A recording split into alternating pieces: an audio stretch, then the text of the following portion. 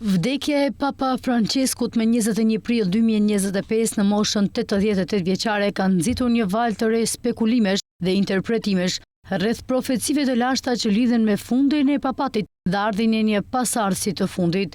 Këto profeci të atribuara figurave si Nostradamusi, Shën Malakia dhe Baba Vanga kanë ndezur diskutime të gjëra në rrjetet sociale dhe mediat alternative. Nostradamusi, me veprën e tij të vitit 1555, përmend vdekjen e një pontifi shumë të vjetër dhe zgjedhjen e një pasardhësi romak të mirëmosh, i cili do të dobësojë selinë e tij, por do të qëndrojë gjatë në detyrë. Kjo është interpretuar me disa si një parashikim i vdekjes së Papa Franceskut dhe ardhjes së një pasardhësi që mund të sjellë ndryshime të mëdha në Kishë.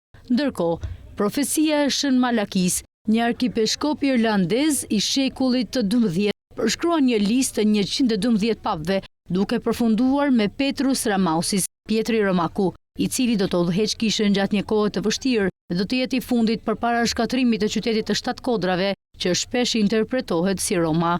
Baba Vanga, një mistike bullgare e njohur për parashikimet e saj, ka përmendur vitin 2025 si një periudhë të rëndësishme për ndryshime të mëdha në strukturat fetare dhe politike globale. Pas vdekjes së Papa Franceskut, disa kanë lidhur këto parashikime me një transformim të mundshëm në Kishën katolike dhe botën në përgjithësi. Në rrjetet sociale janë përhapur video dhe imazhe që pretendojnë se seriali animuar The Simpsons ka parashikuar vdekjen e Papa Franceskut në vitin 2025. Megjithatë, këto materiale janë krijuar me ndihmën e inteligjencës artificiale dhe nuk ka asnjë bazë në episodet reale të serialit. Faktikisht, nuk ekziston asnjë episod i The Simpsons që parashikon vdekjen e Papa Franceskut, ndërsa profecitë dhe spekulimet rreth vdekjes së Papa Franceskut dhe pasardhësit të tij kanë tërhequr vëmendjen e publikut. Është e rëndësishme të theksohet se shumë nga këto interpretime janë të diskutueshme dhe shpesh të pabazuara në fakte konkrete.